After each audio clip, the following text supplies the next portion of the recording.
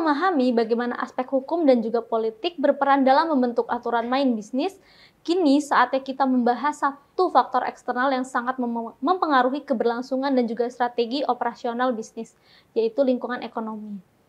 Lingkungan ekonomi merujuk pada kondisi sistem ekonomi di suatu negara atau wilayah tempat perusahaan beroperasi. Sistem ekonomi ini tidak hanya membentuk kerangka aturan, tetapi juga mencerminkan realitas bisnis yang dihadapi sehari-hari oleh pelaku usaha. Dalam arti lain, kondisi ekonomi suatu negara akan sangat menentukan tingkat konsumsi, permintaan pasar, biaya produksi, hingga investasi.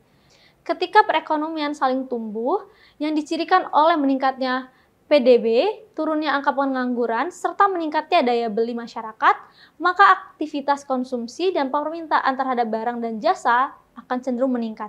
Situasi ini tentu menjadi peluang besar bagi perusahaan untuk memperluas produksi, menambah karyawan, dan juga mendorong ekspansi bisnis. Namun sebaliknya, dalam situasi ekonomi yang lesu atau menurun, terjadi penurunan permintaan konsumen, meningkatkan efisiensi biaya, dan terkadang memutuskan hubungan kerja. Oleh karena itu, perusahaan perlu sensitif dan waspada terhadap dinamika ekonomi yang terjadi. Setelah kita memahami bagaimana kondisi ekonomi suatu negara dapat mempengaruhi kinerja dan juga strategi perusahaan, maka penting juga untuk meninjau sistem ekonomi yang dianut oleh negara tersebut. Sistem ekonomi adalah pondasi yang menentukan bagaimana sumber daya ekonomi dikelola dan bagaimana pelaku ekonomi, baik pemerintah maupun swasta, berperan di dalamnya. Pemahaman terhadap berbagai sistem ekonomi akan membantu kita melihat perbedaan peran pasar, pemerintah, dan juga masyarakat dalam mengatur kegiatan produksi dan distribusi barang serta jasa. Mari kita lihat 3 sistem ekonomi utama yang paling dikenal secara global. Yang pertama ada kapitalisme. Kapitalisme juga dikenal sebagai sistem ekonomi pasar bebas atau private enterprise system. Merupakan sistem di mana mayoritas faktor produksi seperti tanah, tenaga kerja, dan juga modal dimiliki oleh individu atau sektor swasta. Dalam sistem ini, kompetisi di pasar menjadi kunci utama dalam menentukan harga, jenis, dan jumlah barang yang diproduksi. Pemerintah memiliki peran yang sangat minimal, tidak menetapkan harga ataupun mengatur koordinasi ekonomi secara ketat. Kapitalisme mendorong inovasi, efisiensi, dan juga kebebasan ekonomi. Namun di sisi lain, dapat menimbulkan ketimpangan distribusi kekayaan jika tidak diimbangi dengan regulasi yang baik. Yang kedua ada komunisme. Berbeda drastis dengan kapitalisme, komunisme adalah sistem di mana pemerintah memiliki dan mengendalikan hampir seluruh sumber daya dan juga pasar. Semua keputusan ekonomi, mulai dari apa yang diproduksi, oleh siapa, bagaimana, sampai kepada siapa didistribusikan, itu ditentukan oleh negara, bukan oleh mekanisme pasar. Dalam bentuk paling murninya, komunisme menghapus kepemilikan pribadi atas alat produksi. Sistem ini bertujuan untuk menciptakan pemerataan kekayaan, namun seringkali dikritik karena kurangnya efisiensi, inovasi, dan juga insentif individu. Yang ketiga yaitu sosialisme. Sosialisme menetapi posisi tengah antara kapitalisme dan juga komunisme. Dalam sistem ini, industri-industri besar dan vital seperti transportasi, energi, dan juga komunikasi dikelola oleh negara untuk kepentingan umum. Sementara sektor lain yang dianggap tidak strategis seperti retail dapat dimiliki secara pribadi. Sosialisme mendorong adanya campur tangan pemerintah dalam menentukan harga, kemudian distribusi barang, dan juga perlindungan hak-hak kerja. Tujuannya adalah menciptakan keseimbangan antara efisiensi pasar dan juga keadilan sosial dengan menjaga peran negara dengan menjamin kesejahteraan masyarakat. Setelah kita membahas 3 sistem ekonomi tadi, kita melihat bahwa masing-masing sistem memiliki kelebihan dan juga keterbatasan sendiri. Dalam praktiknya, sangat jarang ada negara yang menetapkan satu sistem ekonomi secara murni. Inilah yang mengantar kita pada pembahasan berikutnya, yaitu mix economic atau sistem ekonomi campuran. Sistem ekonomi campuran adalah bentuk adaptif dari sistem ekonomi modern, di mana alokasi sumber daya dilakukan baik secara mekanisme pasar maupun intervensi dari pemerintah. Artinya, negara mengkombinasikan elemen dari sistem pasar bebas dengan elemen dari sistem pasar ekonomi komando, yang tujuannya adalah menciptakan keseimbangan antara efisiensi ekonomi dan pemerintah sosial. Salah satu alasan utama mengapa sistem ekonomi campuran semakin populer adalah perubahan globalisasi dan juga revolusi digital, terutama melalui internet, yang mempercepat integritas ekonomi global. Negara-negara yang mampu bersaing secara pasar global, namun tetap menjaga kestabilan ekonomi domestik. Oleh karena itu, sistem ekonomi campuran memungkinkan fleksibilitas kebijakan dan juga perlindungan terhadap ketimpangan pasar. Dengan memahami sistem ekonomi campuran, kita dapat melihat bahwa dunia kini tidak lagi berada dalam dikotomi antara kapitalisme dan juga komunisme, tetapi berada dalam spektrum sistem yang lebih pragmatis dan juga responsif terhadap kebutuhan masyarakat dan tantangan global. Setelah sebelumnya kita membahas berbagai sistem ekonomi, kini kita memasuki bagian penting yang mengupas pendekatan analitis terhadap aktivitas ekonomi, yaitu melalui sistem ekonomi dari sudut pandang ilmu ekonomi itu sendiri. Dalam dunia akademik dan juga praktik bisnis, sistem ekonomi dipahami menjadi dua cabang utama, yaitu ekonomi makro dan juga mikro. Kemudian ditambah dengan aspek perkembangan sumber daya. Ekonomi makro adalah cabang ekonomi yang menyoroti kondisi perekonomian secara keseluruhan. Ini mempelajari fenomena-fenomena besar seperti pertumbuhan ekonomi nasional, tingkat pengangguran, inflasi, kebijakan fiskal, dan juga moneter, serta nilai tukar. Pendekatan ekonomi makro sangat penting karena memberi pemahaman tentang stabilitas ekonomi suatu negara dan membantu perusahaan dalam menyusun strategi jangka panjang yang lebih adaptif terhadap dinamika global dan juga kebijakan pemerintah. Sementara itu, ekonomi mikro lebih fokus pada perilaku individu, rumah tangga, dan juga perusahaan dalam membuat keputusan ekonomi sehari-hari. Mikroekonomi menganalisis bagaimana harga terbentuk, bagaimana konsumen memilih produk, bagaimana produsen menentukan jumlah produksi, dan lainnya. Pemahaman mikroekonomi sangat krusial bagi para pelaku usaha agar bisa membaca kebutuhan pasar dan berkompetisi secara efektif. Selain kedua cabang utama tersebut, perkembangan sumber daya dan juga research development juga menjadi elemen kunci dalam sistem ekonomi. Kajian ini menyoroti bagaimana suatu negara ataupun organisasi mengembangkan dan juga memanfaatkan sumber daya yang dimiliki secara optimal. Ini mencakup upaya-upaya dalam meningkatkan kualitas sumber daya manusia melalui pendidikan dan juga pelatihan, serta bagaimana teknologi dan inovasi digunakan untuk mendukung efisiensi dan juga produktivitas. Setelah kita memahami bagaimana sistem ekonomi bekerja melalui pendekatan mikro dan juga makro, serta pentingnya pengembangan sumber daya, kini saatnya kita membahas lebih dalam mengenai mekanisme pasar yang menggerakkan dalam sistem perekonomian itu sendiri, yakni melalui interaksi antara permintaan dan juga penawaran.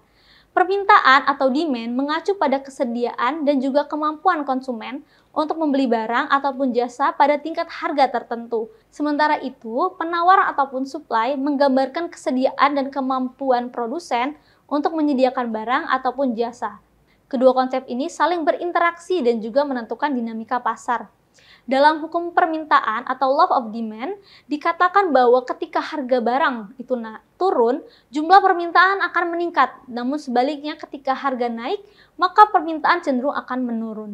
Di sisi lain, hukum penawaran atau law of supply menyatakan bahwa produsen akan menawarkan lebih banyak produk saat harga meningkat dan lebih sedikit saat harga merendah.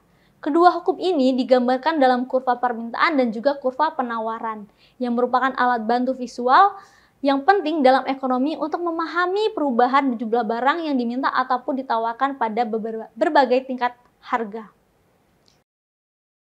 Setelah kita membahas bagaimana sistem perekonomian bekerja melalui mekanisme permintaan dan penawaran, kini kita akan masuk lebih dalam ke dalam bentuk struktur pasar yang mempengaruhi intensitas persaingan dalam dunia bisnis. Struktur pasar ini penting untuk dipahami karena ia menentukan seberapa bebas perusahaan dalam menetapkan harga, melakukan inovasi, dan juga mengatur strategi untuk meraih keuntungan. Inilah yang disebut dengan four competitive environment atau 4 lingkungan persaingan utama dalam ekonomi. Lingkungan persaingan pertama adalah pure kompetitif atau persaingan sempurna. Dalam kondisi ini terdapat berbagai perusahaan kecil yang menjual produk seragam ataupun standar seperti hasil pertanian atau bahan mentah. Yang kedua yaitu monopolistic competition atau persaingan monopolistik, di mana masih terdapat banyak penjual, namun mereka menjual produk yang sedikit berbeda satu sama lain. baik dari sisi fitur, merek, maupun kualitas. Selanjutnya adalah oligopoli, yakni pasar yang hanya terdiri dari sedikit perusahaan besar yang mendominasi. Produk yang dijual bisa homogen seperti baja ataupun terdiferensiasi seperti mobil ataupun smartphone. Yang terakhir adalah monopoli atau monopoli, yaitu kondisi di mana hanya satu penjual ataupun produsen tunggal untuk suatu produk ataupun layanan di pasar tertentu. Contohnya adalah PLN. Memahami keempat bentuk lingkungan persaingan ini sangat penting bagi pelaku bisnis dan pengambil kebijakan agar mampu mengelola strategi bisnis, mendorong efisiensi pasar, serta menciptakan kondisi persaingan yang sehat bagi pertumbuhan ekonomi yang berkelanjutan. Setelah memahami berbagai bentuk struktur pasar dan juga lingkungan persaingan dalam ekonomi, maka selanjutnya yang tidak kalah penting adalah memahami bagaimana kita mengukur kinerja dan juga kesehatan suatu perekonomian. Indikator-indikator ekonomi inilah yang memberikan gambaran tentang sejauh mana suatu negara berkembang, stabil atau bahkan mengalami krisis. Dalam slide ini, indikator pertumbuhan dan juga stabilisasi ekonomi menjadi fokus utama pembahasan. Indikator pertumbuhan ekonomi mencakup beberapa ukuran penting. Salah satunya adalah Gross Domestic Product atau GDP atau Produk Domestik Bruto. GDP mengatur nilai total barang dan jasa yang diproduksi dalam suatu negara selama periode tertentu. Peningkatan GDP biasanya mengindikasikan bahwa perekonomian sedang tumbuh, sementara penurunannya menunjukkan adanya keterlambatan. Selanjutnya ada Gross National Product atau GNP yang mengatur seluruh output yang dihasilkan oleh negara termasuk yang berada di luar negeri sehingga memberikan cakupan yang lebih luas dibandingkan dengan GDP. Ukuran lainnya adalah produktivitas, yaitu rasio output terhadap input yang digunakan. Produktivitas yang tinggi berarti lebih banyak barang dan jasa yang dapat diproduksi dalam jumlah sumber daya yang sama, yang sangat penting bagi efisiensi ekonomi. Neraca perdagangan juga berperan besar dalam pertumbuhan ekonomi yang menunjukkan selisih antara ekspor dan juga impor suatu negara. Jika nilai ekspor lebih besar dari impor, maka negara tersebut mengalami surplus perdagangan. Di sisi lain, utang nasional juga menjadi indikator penting karena menunjukkan jumlah utang yang harus dibayar oleh pemerintah yang berpengaruh terhadap kebijakan fiskal dan stabilitas makroekonomi. Selain indikator pertumbuhan, kita juga perlu melihat indikator stabilitas ekonomi. Stabilitas ekonomi mencerminkan kondisi di mana pertumbuhan output dan juga jumlah uang yang beredar berjalan seimbang tanpa gejolak besar.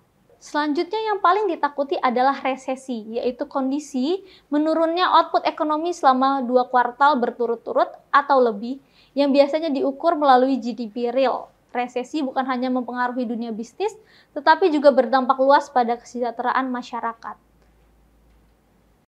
Setelah memahami indikator-indikator utama yang menunjukkan pertumbuhan dan stabilitas ekonomi, kini kita masuk ke tahap selanjutnya, yaitu membahas 3 instrumen utama yang digunakan pemerintah dalam memanaging ekonomi, yaitu fiscal policy, monetary policy, dan juga stabilization policy.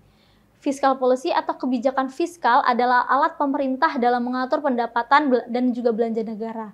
Salah satu instrumen utamanya adalah pajak. Selanjutnya ada monetary policy atau kebijakan moneter, yaitu lebih berfokus pada pengendalian jumlah uang yang beredar di masyarakat. Kebijakan ini biasanya dijalankan oleh bank sentral yang memiliki wewenang untuk mengatur suku bunga dan juga cadangan kas perbankan. Selanjutnya, yaitu ada stabilization policy atau kebijakan yang mengintegrasikan kebijakan fiskal dan juga moneter secara bersamaan. Tujuannya adalah menjaga agar fluktuasi ekonomi seperti inflasi, pengangguran, dan juga pertumbuhan yang tidak stabil dapat diredam dan dikendalikan. Setelah mempelajari seluruh rangkaian materi, kita dapat menarik beberapa kesimpulan penting yang juga sekaligus menjawab tujuan pembelajaran yang kita tetapkan. Pertama, yaitu tingkat partisipasi bisnis terbagi menjadi 4 bentuk utama, yaitu domestik, internasional, multinasional, dan juga global. Kedua, kita telah memahami lingkungan bisnis baik dari aspek internal seperti peran manajer, karyawan, konsumen, dan wirausahawan, maupun eksternal yang mencakup aspek teknologi, sosial, budaya, demografis, persaingan, hukum politik, ekonomi, hingga global. Kemudian yang ketiga, kita telah membahas berbagai sistem ekonomi yang berlaku di dunia, termasuk kapitalisme, komunisme, dan juga sosialisme. Dan juga ada sistem campuran atau mix ekonomi. Keempat, pembelajaran ini juga menuntun kita pada pemahaman yang lebih baik tentang indikator ekonomi seperti GDP, kemudian GNP, dan juga produktivitas, neraca perdagangan, dan juga utang nasional, serta indikator stabilitas seperti inflasi, pengangguran, dan juga resesi. Kelima, kita memahami bagaimana pemerintah berperan dalam mengelola ekonomi melalui kebijakan fiskal, moneter, dan juga stabilisasi guna menciptakan iklim usaha yang sehat. Demikian pembahasan dari materi Understanding Economic System dan juga Bisnis bagian kedua. Terima kasih telah menyimak video ini sampai akhir. Jika Anda merasa materi ini bermanfaat, jangan lupa like, share, dan juga subscribe channel YouTube Kuliah Teknokrat untuk konten pembelajaran lainnya. Sampai jumpa di video pembelajaran berikutnya. Wassalamualaikum warahmatullahi wabarakatuh.